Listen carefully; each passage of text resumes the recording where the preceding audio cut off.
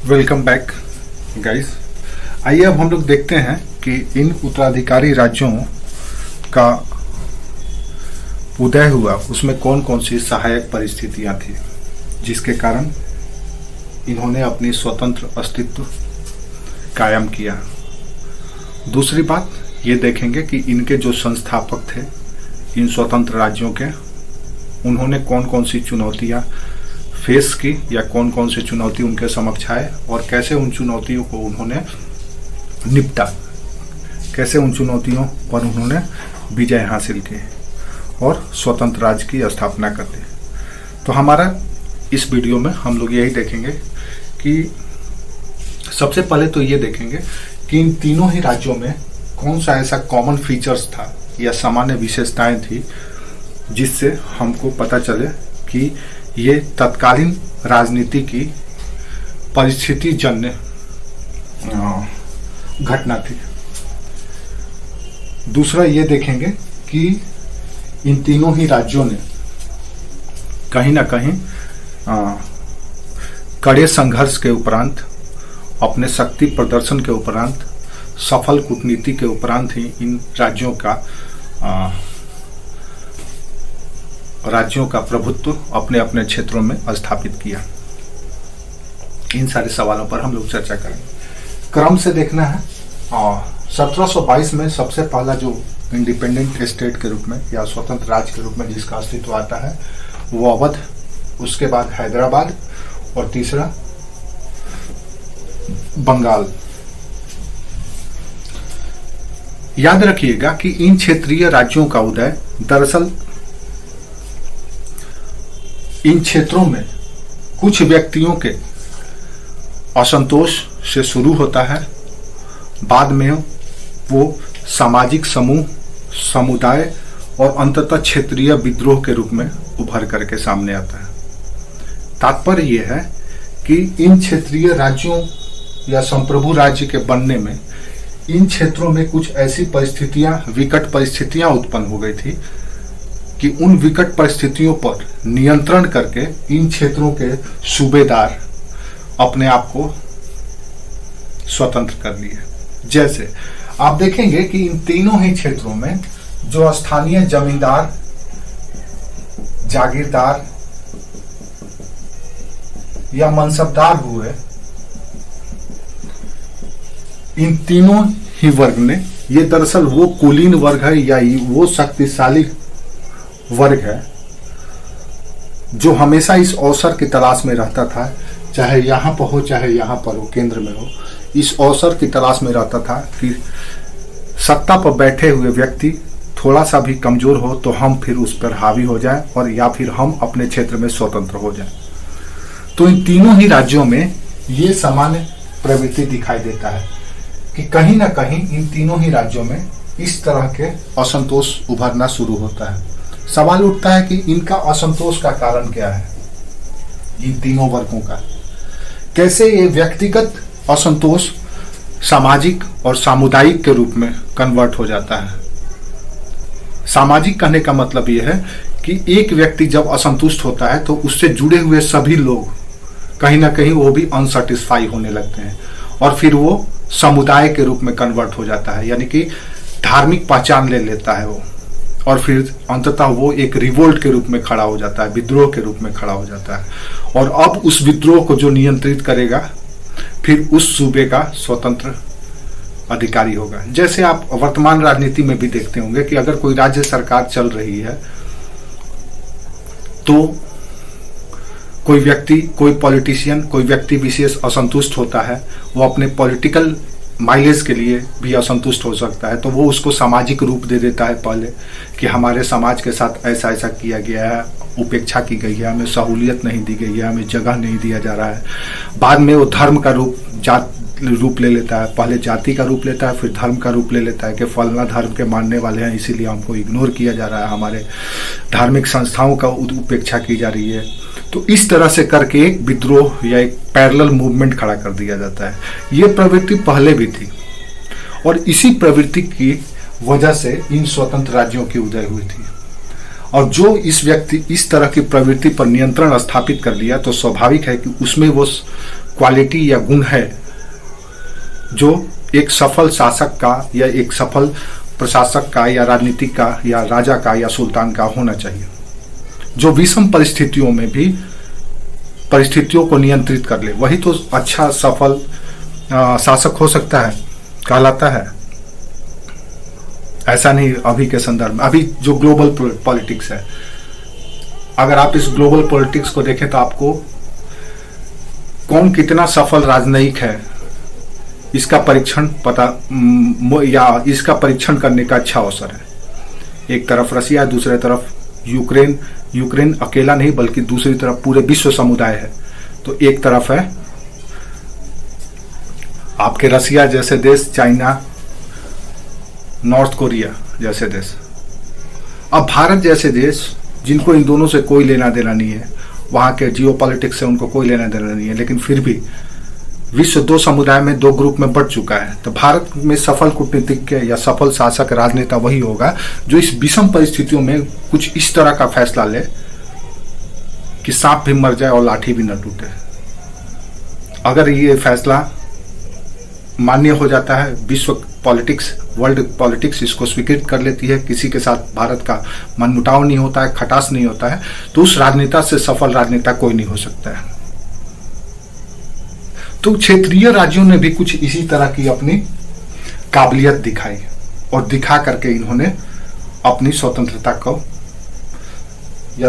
को लेने में सफल रहे। मुगल के प्रभुसत्ता से स्वयं को, उनके छत्रछाया में रहते हुए भी स्वयं को स्वतंत्र अस्तित्व बना लिया। यहाँ उसी तरह की स्वतंत्रता है जैसे पिता के घर में रहते हुए भी पुत्र शादी के उपरांत अपने परिवार के संदर्भ में या अपने परिवार के हित में, अपने पत्नी और पुत्र के हित में, अपने संतान के हित में निर्णय लेने के लिए स्वतंत्र होता है। तो कुछ इसी तरह की प्रवृत्ति आपको यहाँ पे देखने को मिलेगी। तो ये जो इस समय का जो असंतोष था, इन राज्यों में जो प्रवृत्ति दिखता है वो यही दिखता है कि इन राज्यों में इस तरह के असंतोष थे। ये असंतोष क्यों था?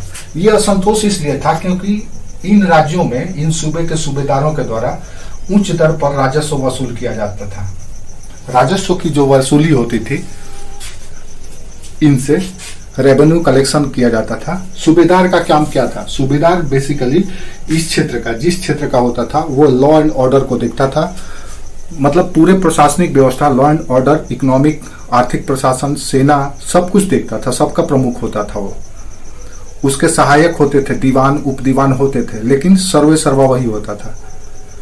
तो दिक्कत ये होता था कि जब केंद्र की सरकार राजस्व या रेवेन्यू मांग करती थी इन राज्यों से, तो अधिक मात्रा में राजस्व देना पड़ता था। अब इनकी मजबूरी थी इन सूबा का कि ये इन जमींदारों से, जागीरदारों से, मनसबदारों से अधिक रेवेन्यू कलेक्ट करे और कलेक्ट करके एक हिस्सा राज्य को पहुंचाए, दिल्ली को पहुंचाए, मुगल बादशाह को पहुंचाए। अब ये जो वर्ग है, अगर इन वर्गों से वसूली किया जा रहा है तो ये वर्ग अपने पॉकेट से तो नहीं देता होगा। स्वाभाविक है कि आम जो नागरिक है, सिटीजन्स है, किसान हैं, व्यापारी हैं, उत्पादक वर्ग है, उनसे ही वसूल करके इनको देता होगा। अब इसका फिक्स होता था। तो जो जब मान लो अकाल पड़ गया या किसी भी तरह का कोई संकट आ गया, लेकिन इनको देना है, अब ये क्या करेंगे? अगर इनको देना है तो ये आम लोगों पर प्रेशर करेंगे। अब ऐसी स्थिति में एक तरह का असंतोष हो गया। दूसरा, इस वर्ग में अपनी एक महत्वाकांक्षा थी। ये धीरे धीरे इतनी आय और संपत्ति अर्जित कर लिए थे कि ये अपनी सेना, मिलिट्री रखने लगे थे, अपना किला छोटे छोटे बनाने लगे थे और सूबा के सर्वोच्च पद पर बैठे हुए सूबेदार को भी चैलेंज करने लगते थे, चुनौती देने लगते थे। एक तरह से पैरेलल गवर्नमेंट बनाने लगे थे। जैसे आज भी देखेंगे राज्यों की सरकारों में, जैसे माओवाद एक पैरेलल गवर्नमेंट बना लेता है, वो राज्य के लिए चुनौती हो जाता है। अगर राज्य उस पर नियंत्रण न करे तो वो अपनी सरकारें चलाने लगते हैं। उनकी अपनी विधान होती है, अपने कानून होते हैं, अपनी पुलिस बना लेते हैं, अपने शिक्षण संस्थान, स्वास्थ्य इंफ्रास्ट्रक्चर, सब कुछ अपनी बनाने लगते हैं। तो ये उस सरकार के लिए चुनौती हो जाता है। मुगलों के समय में इन सूबेदारों के या इन सूबों के साथ भी कुछ इसी तरह की चुनौतियां है, चाहे हैदराबाद हो, अवध हो या बंगाल हो, इन सभी जगहों पर ये क्लास इनको चुनौती देना शुरू किया। क्यों देना शुरू किया? तो उच्च राजस्व दर की वजह से। अब इनको दबाने के लिए केंद्र से वो सैनिक सहायता की मांग करते थे, लेकिन केंद्र तो यहाँ पे दरबारी षड्यंत्र में उलझा हुआ था। जैसा हम लोगों ने पिछले वीडियो में देखा, केंद्र में वहां पे जो मुगल सत्ता या मुगल बादशाह बना हुआ है, वो खुद अपने दरबार के मंत्री से, नाजिम से या वजीर से और भी जो बड़े बड़े कुलीन उमरा अमीर वर्ग है, उससे वो घिरा हुआ है। उनके षड्यंत्रों में वो आपस में ही लड़ रहे हैं और ये नहीं चाहते हैं कि ये प्रांत के जो सूबेदार हैं उनको उनके हित में कुछ फैसला लिया जाए, क्योंकि ये भी इन ग्रुपों में बटे हुए हैं। ये दरबारी षड्यंत्र में इस क्षेत्र के सूबेदार भी उसमें शामिल हैं। ऐसी स्थिति में इनको केंद्र से मदद नहीं मिलता था, सैनिक मदद, और ये इधर उपद्रव मचा देते थे, राजस्व नहीं देते थे, किला बनाने लगे थे। चाहे यहाँ हैदराबाद की बात करें, अवध की बात करें, बंगाल की बात करें, ये तीनों ही राज्यों में इस तरह की प्रवृत्तियां समान थी। मध्यस्थ वर्ग, जिसको जमींदार, जागीरदार और मनसबदार कहते हैं, इनकी प्रभाव बढ़ने लगी थी।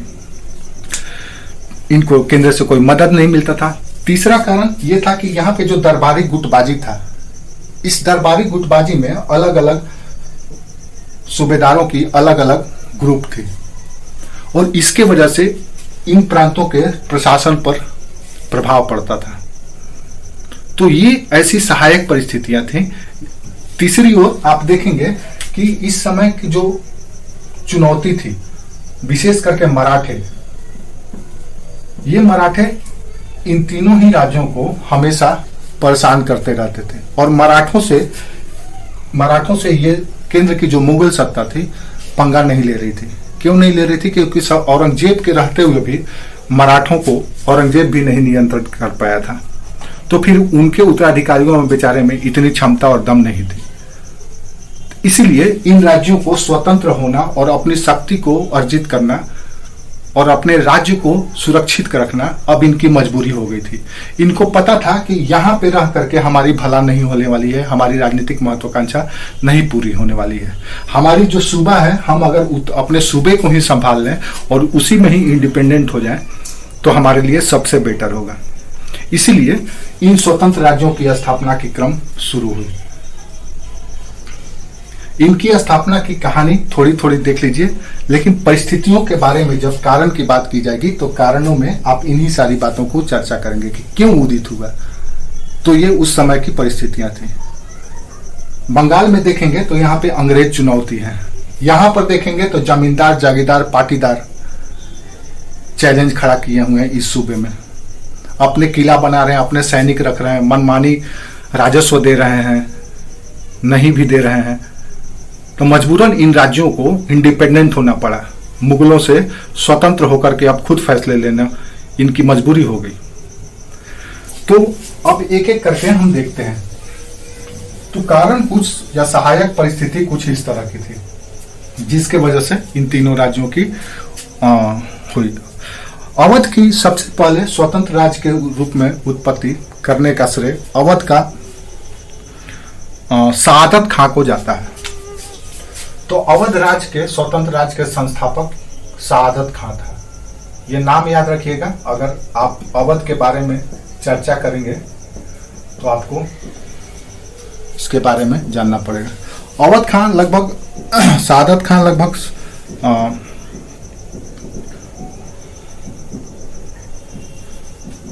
1722 से लेकर के 1748 तक, 1722 से 48 तक लगभग 24 साल तक अवध का नवाब रहा।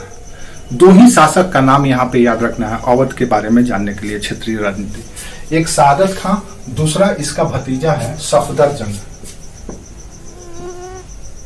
वही सफदरजंग जिसके नाम पे आज दिल्ली है, सफदरजंग। बाद में एक और शासक इसका आता है जिसका नाम है शुजा-उद-दौला। 3 शासकों का नाम आपको याद रखना है। इन्हीं 3 शासकों से हमको अवध की राजनीति के बारे में पता चल जाएगी। शहादत खां के बारे में जान लीजिए। तो शहादत खां दरअसल शहादत खां को जानने से पहले हाँ ये भी जान लीजिए कि शहादत खां का जो अवध का राज है वो कहाँ पे था। तो अवध के राज्य में आज के वर्तमान का जो अवध प्रांत है वो था। दूसरा कानपुर, इलाहाबाद और बनारस तक ये राज्य विस्तृत था। अवध एक विशाल सूबा था। अब इस विशाल सूबे को छोड़ करके कोई भी सूबेदार नहीं चाहेगा। दूसरी बात, ये भारत का प्लेनी एरिया यानी मैदानी एरिया का राज्य है और यहां से रेवेन्यू या राजस्व संग्रहण पर्याप्त मात्रा में होता है। तीसरी बात, ये व्यापार और वाणिज्य की दृष्टि से भी समृद्ध राज्य था।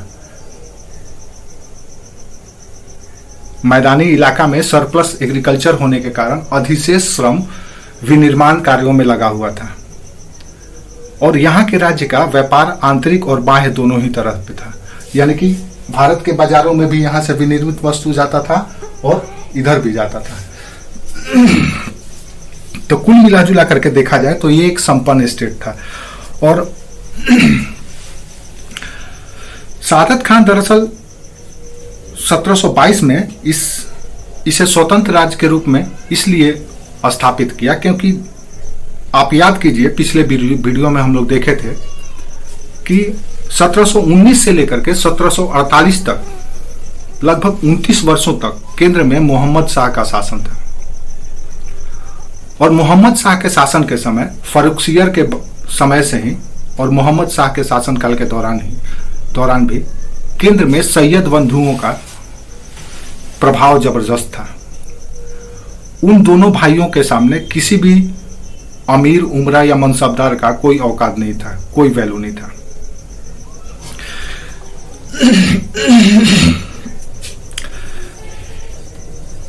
दरअसल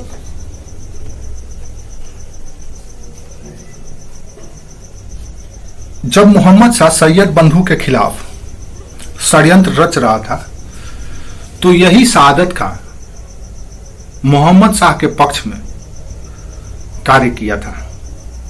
और आपको याद होगा हुसैन अली की हत्या करवाने में इसका भी हाथ था। एक तरफ अमीन खां का तो दूसरा इसका भी हाथ था। ऐसा इसलिए क्योंकि शहादत खां को पता था कि जब तक सैयद बंधु रहेंगे तब तक इसका वर्चस्व अवध में नहीं हो सकता है। इसीलिए मोहम्मद शाह के सहयोग देने के कारण ही इससे खुश होकर के मोहम्मद शाह ने इसे बुरहानुल मुल्क की उपाधि दी थी। शहादत खां को मोहम्मद शाह ने बुरहानुल मुल्क की उपाधि दी थी।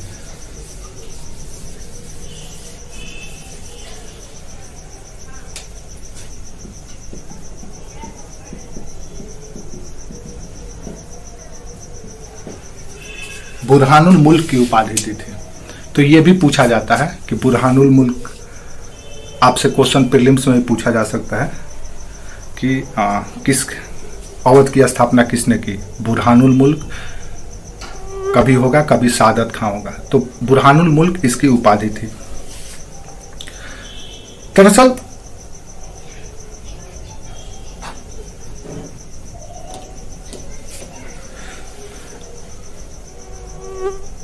शहादत खां दिल्ली दरबार के ईरानी गुट, जैसे हम लोगों ने देखा था कि 3 गुट था दिल्ली के दरबार में, ईरानी गुट, तुरानी गुट यानी तुर्की का गुट, ईरानी गुट यानी पर्सिया वाला फारस का गुट, और तीसरा हिंदुस्तानी मुसलमानों का गुट।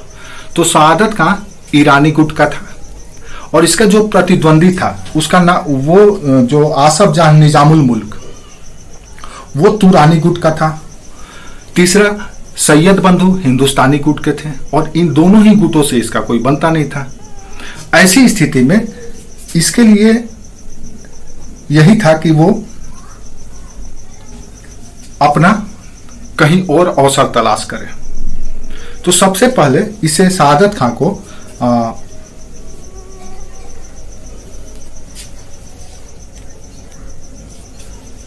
आगरा के पास बयाना जो है, जो नील की खेती के लिए जाना जाता था मुगलों के समय में, बयाना का फौजदार बनाया गया।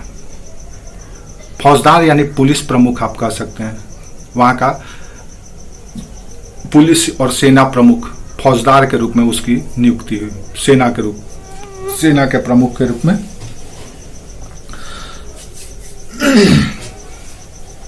सादत खां चाहता था कि किसी भी तरह से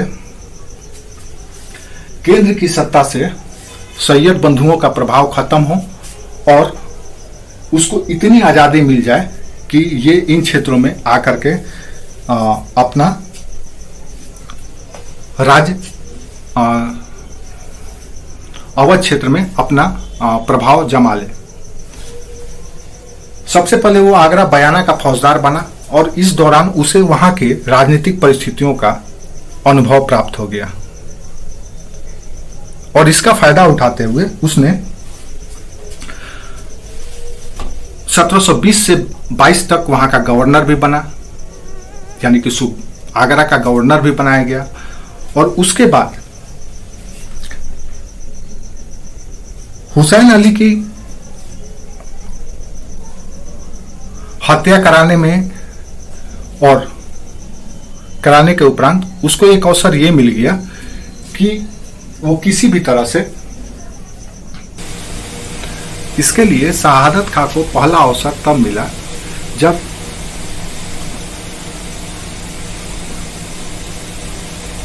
वो 1722 से 1724 तक, लगभग इस 2 वर्षों तक वो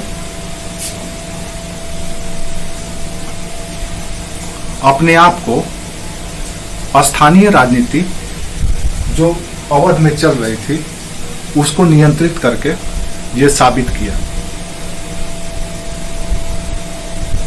जो तालुकदारों का विरोध या विद्रोह चल रहा था राज्य में, सूबा के प्रति, राज्य की सरकार के प्रति, उसको इसने नियंत्रित किया और नियंत्रित करने के बाद अपने आप को ये साबित कर दिया। ध्यान रखना है कि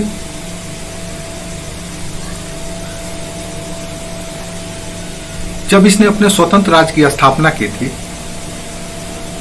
तो भले ही ये केंद्र से या केंद्र के षड्यंत्र से अलग होकर के अपना राज्य बनाया था, लेकिन जब इसकी मृत्यु 1748 में होती है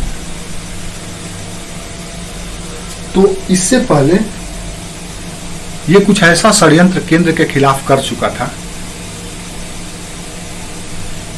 जो कहीं भी किसी भी तरह से क्षम्य नहीं था।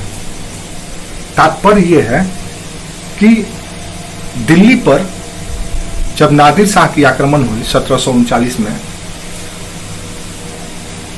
तो उसको आमंत्रित करने में कि तुम दिल्ली आइए या तुम दिल्ली आओ और दिल्ली पर आक्रमण करो, इसके पीछे इसका मंशा यही था कि यहाँ के जो दरबारी गुट है, जो षड्यंत्र चल रहा है, उन सबों को खत्म कर दिया जाए और स्वयं सीधे शक्तिशाली बन जाया जाए, यहाँ भी और यहाँ भी।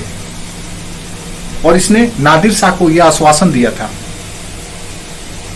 कि आप दिल्ली पर आक्रमण कीजिए और इसके बदले में हम आपको पैसा देंगे। तो शहादत खान ने 1722 में स्वयं को इंडिपेंडेंट तो घोषित कर दिया, इन विद्रोहों को नियंत्रित करके। इसकी स्वीकृति भी मोहम्मद शाह के द्वारा दे दी गई। लेकिन आक्रमण जब नादिर शाह का हुआ तो नादिर शाह आक्रमण करने के बाद, दिल्ली आने के बाद, अवध में बैठे शहादत खान बुरहानुल मुल्क से बोला, भैया पैसा दीजिए 20 करोड़ रुपया। तो इन्होंने आश्वासन दिया, बोला ठीक है हम दे देंगे, लेकिन इतनी राशि वो देने में असक्षम रहे।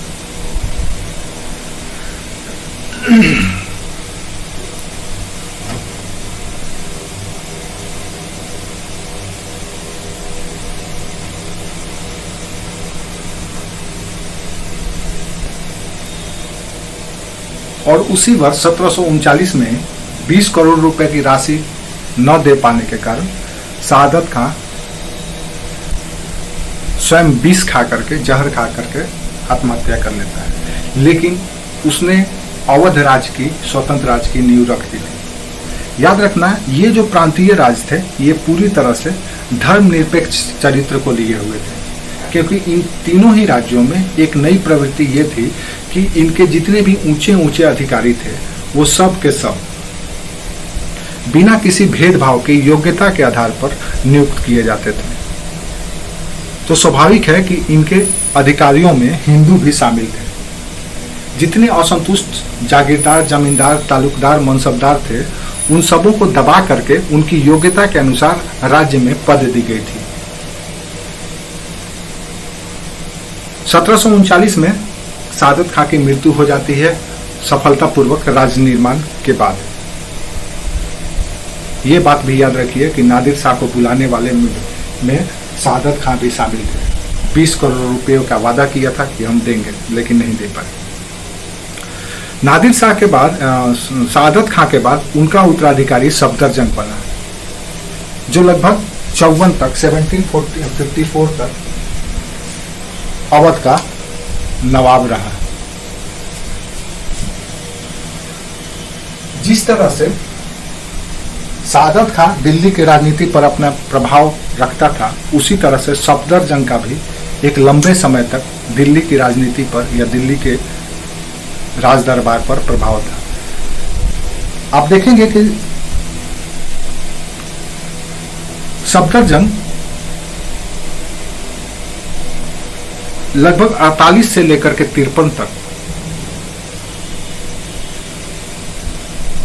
लगभग 5 वर्षों तक वजीर का पद या प्रधानमंत्री भी रहा मुगल दरबार का।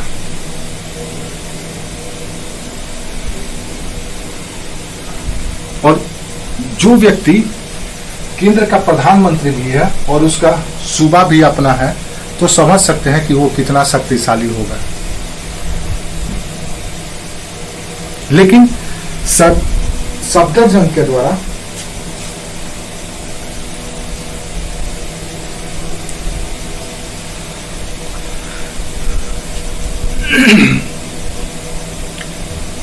सफदरजंग के समय में ही अहमद शाह अब्दाली का 1748 में भारत पर आक्रमण शुरू हुआ था। नादिर शाह के बाद अहमद शाह अब्दाली 1748 में भारत पर आक्रमण शुरू किया और इस आक्रमण के विरुद्ध सफदरजंग, जो उस समय वजीर भी था, भाग भी लिया था। और इससे खुश होकर के ही बादशाह ने इसे वजीर के पद पर स्थापित किया था।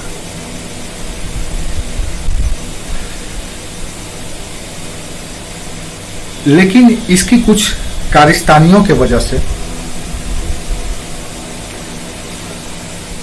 इसे नवाब के पद से हटा दिया गया और वापस से अपने सूबा अवध में चले आया। कारिस्तानी ये था कि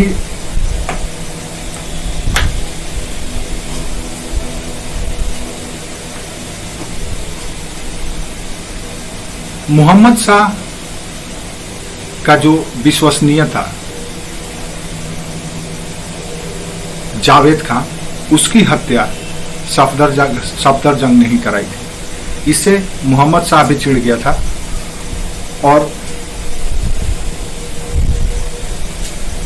वो इसे वजीर के पद से हटा दिया और 1754 में सफदरजंग की मृत्यु हो जाती है। लेकिन इसने भी राजनीति की वो परंपरा जो सादत खान ने शुरू की थी, निष्पक्ष तटस्थ शासन, जिसमें योग्यता के अनुसार प्रशासन में, काबिलियत के अनुसार प्रशासन में भागीदारी की जो रिवायत या परंपरा शुरू की थी, सफदरजंग ने भी जारी रखी थी। सफदरजंग के मृत्यु के बाद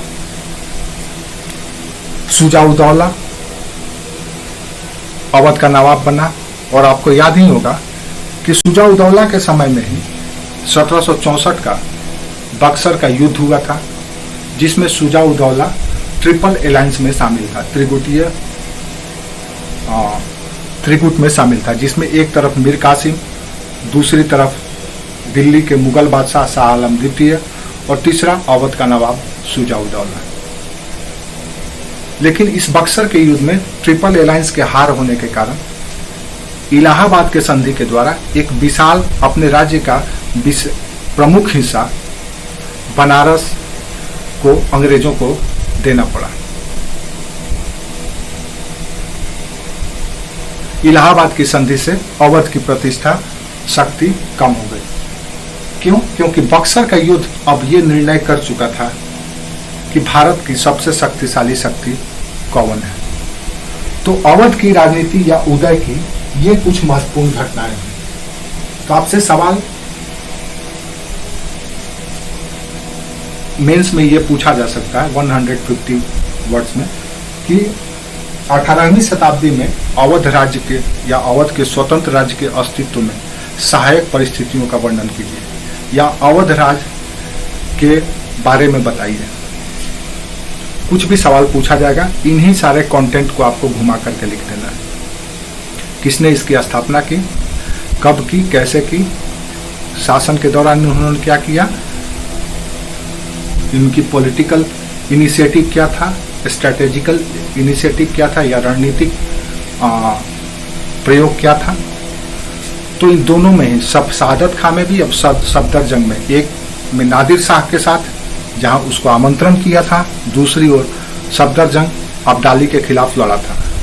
दोनों ने ही सेकुलर स्टेट स्थापित किया था, दोनों ने ही स्थानीय असंतुष्ट सामंत या मध्यस्थ वर्ग या तालुकदार को नियंत्रित करने का कोशिश किया था, दोनों ने ही केंद्र पर प्रभाव रखने की कोशिश की थी, दोनों ने ही केंद्र के साथ संबंध बनाए रखा था और इस तरह से अवध राज की स्थापना की थी। तो उत्तराधिकारी राज नंबर 1 ये कंप्लीट हुआ। और उत्तराधिकारी क्यों कहते हैं इसके बारे में हम लोग पहले ही चर्चा कर चुके हैं, किन बिंदुओं के आधार पर हम इन राज्यों को उत्तराधिकारी कहते हैं। दूसरा स्टेट की चर्चा हम लोग नेक्स्ट वीडियो में करते हैं कि हैदराबाद का उदय कैसे हुआ और इसके बारे में थोड़ी सी ब्रीफ में जान लेंगे। यहाँ से इन दोनों से, ना तो हैदराबाद से ना तो अवध से, यहाँ से प्रशासनिक स्थिति पर कोई सवाल नहीं पूछा जाएगा। यहाँ के जो राजनीतिक उथल पुथल है, राजनीति में जो नया एक प्रयोग यहाँ पे दिखता है भारत में मुगलों के समानांतर या मुगलों के रहते हुए, उससे सवाल पूछे जा सकते हैं। बस यहाँ के न तो लोकल एडमिनिस्ट्रेटिव सिस्टम के बारे में आपसे सवाल पूछा जाएगा, न तो लोकल इकोनॉमिक ग्रोथ के बारे में या इकोनॉमिक चेंज के बारे में सवाल पूछा जाएगा, न तो सोसाइटी पे, न तो कल्चर पे।